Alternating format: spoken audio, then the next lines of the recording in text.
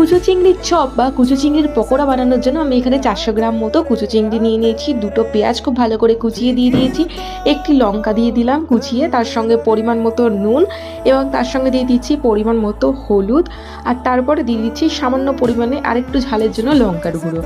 এবারে তার মধ্যে এবারে আমি 3 থেকে 4 চামচ মতো বেসন ইউজ করেছি। এটা অবশ্যই পরিমাণ মতো দেবে। তারপর হাতের সাহায্যে এটাকে খুব ভালোভাবে মাখিয়ে নিতে লাগবে।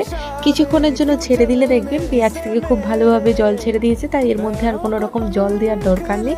যাই হোক, তারপরে কড়াইতে সাদা তেল গরম করে এক এক করে সমস্ত পকোড়াগুলোকে দিয়ে দিন, একটু চ্যাপটা করে।